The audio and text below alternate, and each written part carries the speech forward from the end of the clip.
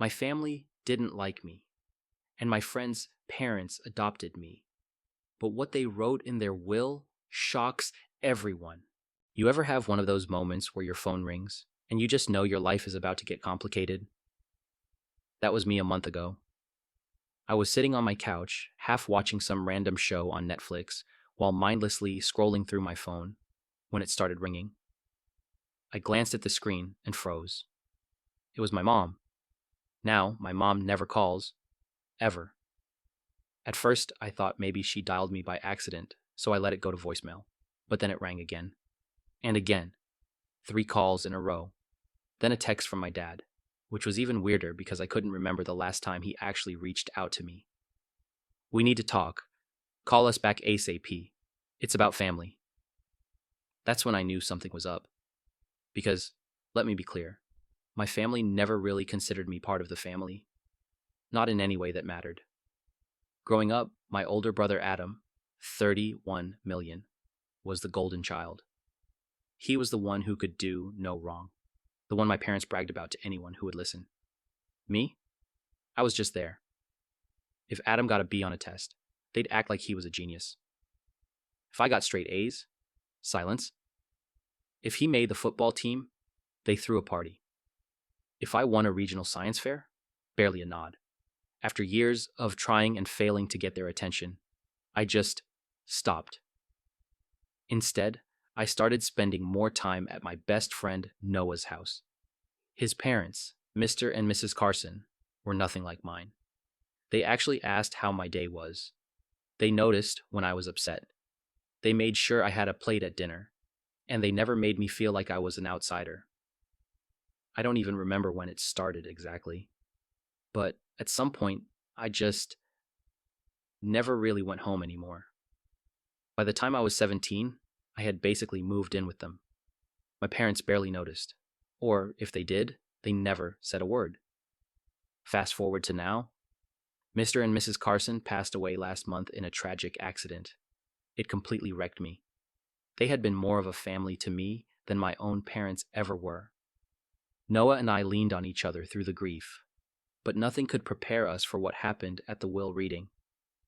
I assumed everything would go to Noah. I mean, he was their actual son. But then, the lawyer read the will. They had left half of their estate to him. And the other half? To me. That's when the call started. That's when my real family suddenly remembered I existed. And trust me, this was just the beginning. I didn't call them back right away. Actually, I didn't call them back at all. I just let the messages pile up, watching as my phone lit up again and again with their desperate attempts to reach me. Where was this urgency when I was a teenager, practically living at someone else's house? Where was this concern when I was couch surfing at Noah's because I couldn't stand being invisible in my own home? Where was this family they were talking about when I graduated college and they didn't even bother to show up? But now? Now I was suddenly important, and I knew exactly why. At first, my mom's voicemails were lighthearted, almost too casual. "Hey, sweetie, it's been so long. Just wanted to check in, see how you're doing. Call me when you get a chance, okay?" Right? Because she cared so much about what I was up to these past 10 years.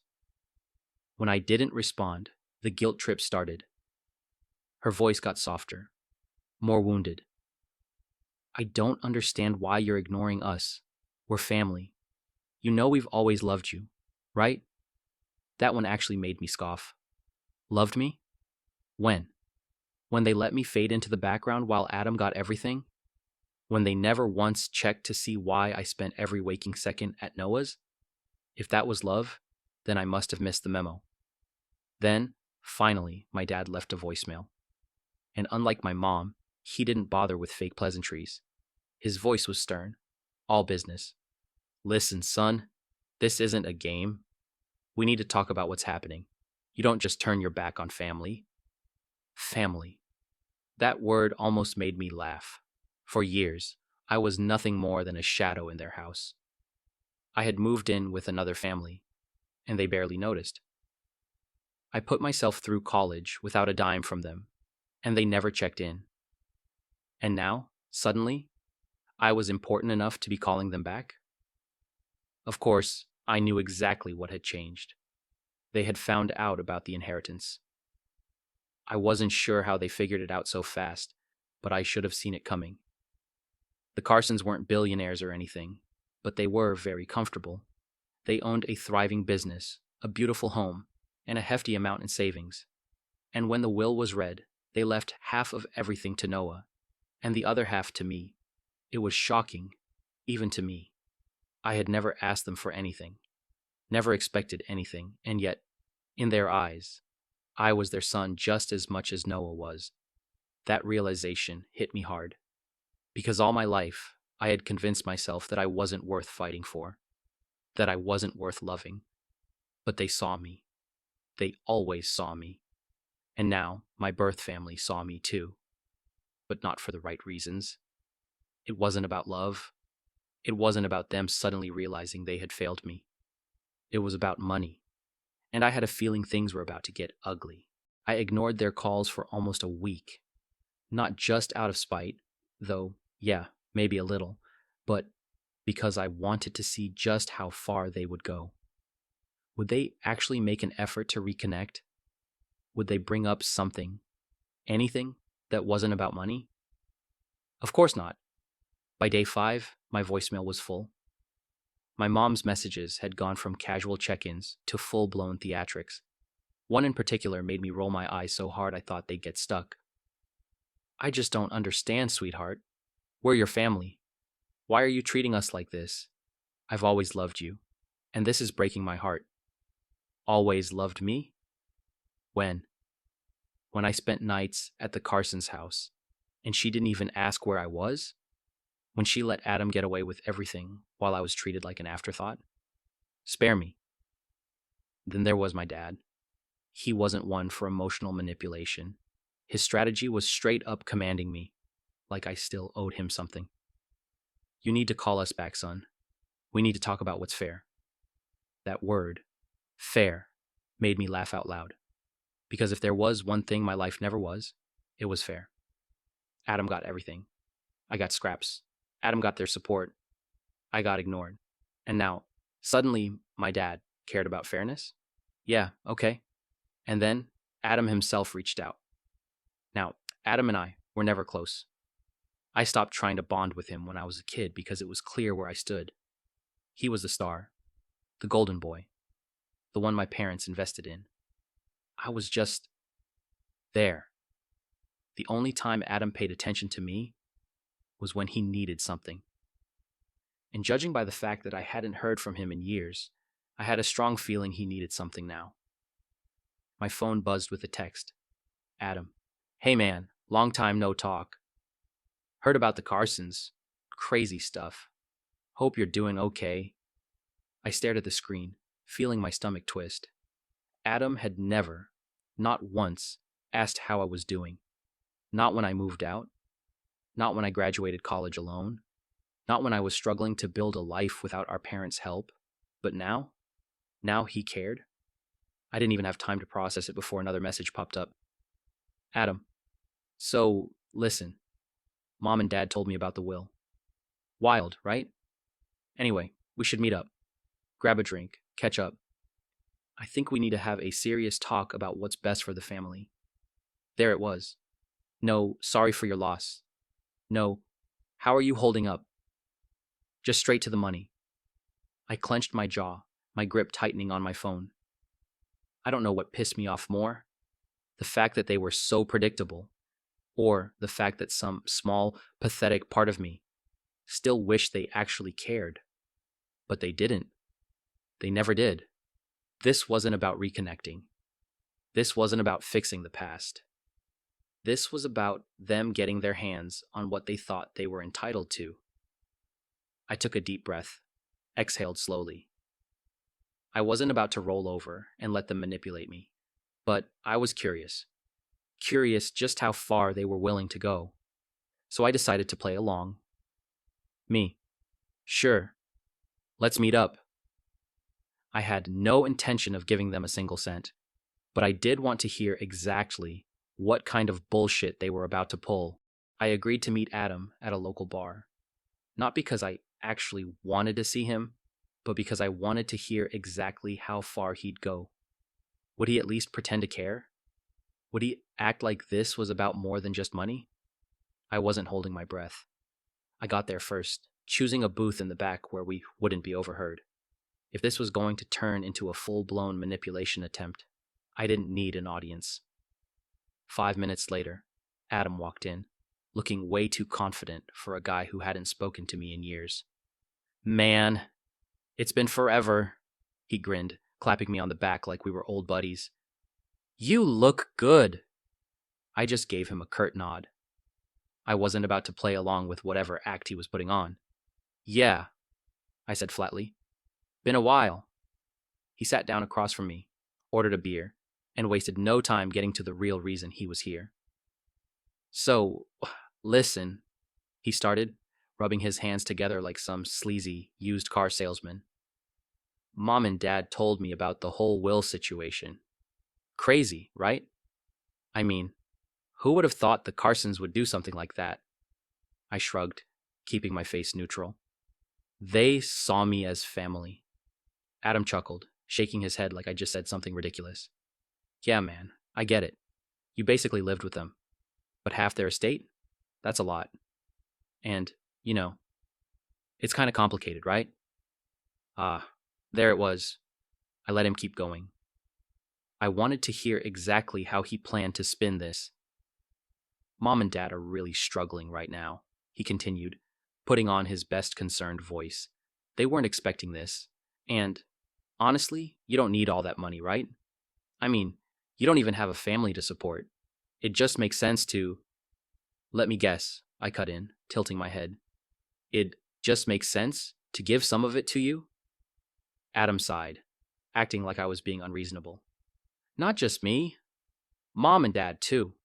They did so much for you growing up, and I just think it's only fair that you know, return the favor." I stared at him for a second, then let out a short laugh. "What exactly did they do for me, Adam?" I asked, leaning forward. Because from where I'm sitting, the only people who actually cared about me were the Carsons. You remember them, right? The ones who fed me, supported me, and treated me like I actually mattered. Adam exhaled sharply, shaking his head like I was being so dramatic. "Look, man, I get it. You're pissed. But don't you think holding a grudge is kind of childish? At the end of the day, we're family, and family helps each other out." I took a slow sip of my drink, keeping my expression calm. "Yeah? Funny how that only applies now that I have money." For the first time since we sat down, his face twitched. Just for a second. But I saw it. That tiny flicker of realization. He was figuring out that I wasn't the same person they used to ignore, and I wasn't about to let them guilt me into anything. Adam wasn't expecting pushback. That much was obvious. For a second, he just sat there, his confident smirk faltering as he processed what I had said. He blinked, then let out a fake little chuckle, like I was overreacting. "Dude, come on. It's not like that." I didn't say anything, just raised an eyebrow and waited. Adam sighed, rubbing his temple like I was being difficult. "Look," he started, his tone shifting slightly. "I get why you're upset. I really do. But think about it. Mom and Dad are struggling. The house needs repairs. Dad's been having trouble at work, and Mom's health isn't the best. They weren't prepared for something like this, and now you've got all this money just sitting there." I let out a slow breath, trying to keep my temper in check. "Sitting there?" I repeated. "You mean the money the Carsons left to me? The people who actually cared about me? The people who made sure I had food and a place to sleep, and treated me like I was worth something?" Adam rolled his eyes, clearly annoyed that I wasn't immediately folding to guilt. "Dude, you lived with them for, what? A couple of years? That doesn't make you their son." Something in me snapped. I leaned forward, my voice calm, but firm. "No, Adam. I was with them for over a decade. They were there for me when our own parents didn't give a damn. They were the ones who showed up to my school events. They were the ones who helped me apply for college. They were the ones who actually asked how my day was. So, yeah, I was their son, more than I ever was to mom and dad. Adam's jaw tightened. I could see the shift happening in real time. The fake concern, the brotherly act. It was slipping. All right, fine, he snapped, dropping the sympathetic act entirely.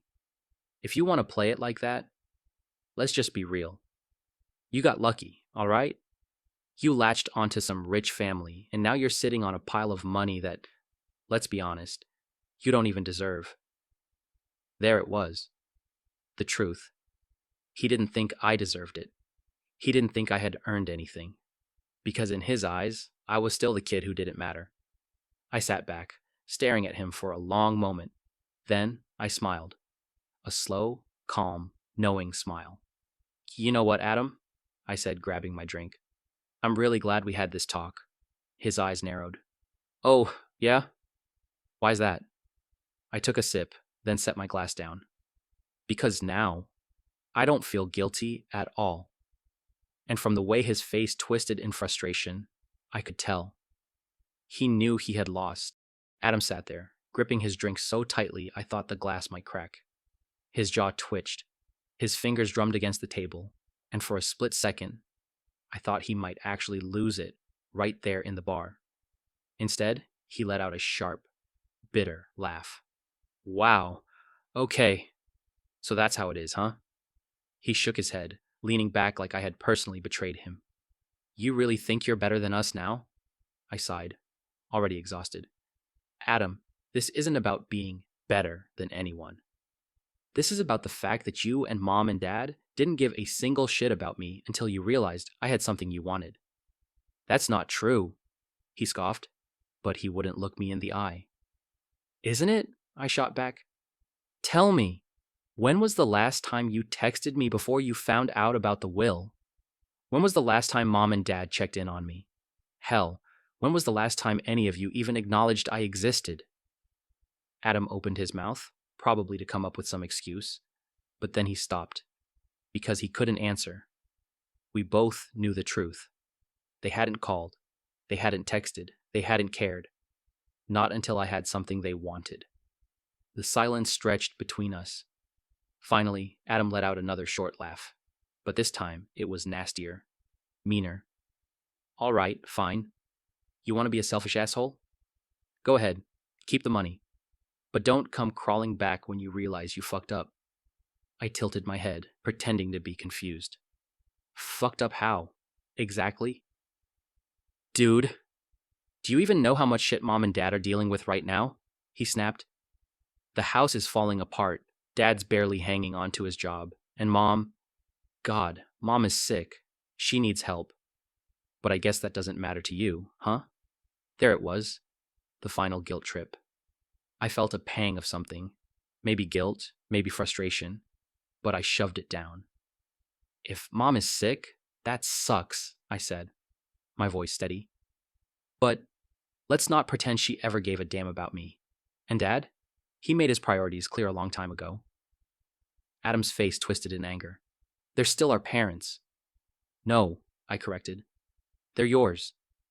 That did it. Adam shoved his chair back so hard it nearly toppled over. He stood there for a second, nostrils flaring, fists clenched. For a split second, I thought he might actually swing at me. But instead, he just shook his head in disgust. You're unbelievable, he muttered, and then he stormed out. I sat there for a moment, letting the tension settle. Then I waved the waitress over and ordered another drink. Because for the first time in my life, I didn't feel like the forgotten child. I felt free. Adam storming out was predictable. I knew he wasn't going to walk away gracefully. He never had to before. He was the golden child, the one who always got his way.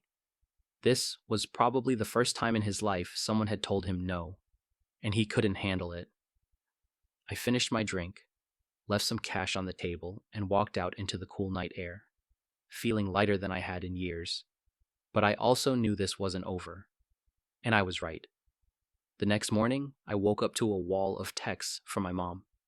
Mom, I just talked to Adam. He told me everything. I cannot believe how selfish you're being. Mom, after everything we've done for you, this is how you treat your family? Mom, I am sick. My name. Your father and I are struggling. You have the chance to help us, and you're just turning your back on us? Mom, I hope you can live with yourself. I stared at my phone for a long minute. Then, just as I was about to put it down, a final message popped up. Dad, this is disappointing. You'll regret this. That was it. No emotion, no anger, just a cold, hollow statement. And you know what? It stung a little. Not because I cared about their approval anymore, but because even now, when they had nothing left to manipulate, my father still treated me like a disappointment, like I had failed him. But then I took a deep breath and reminded myself of one simple truth. I never owed them anything. Not my love, not my money, not my loyalty.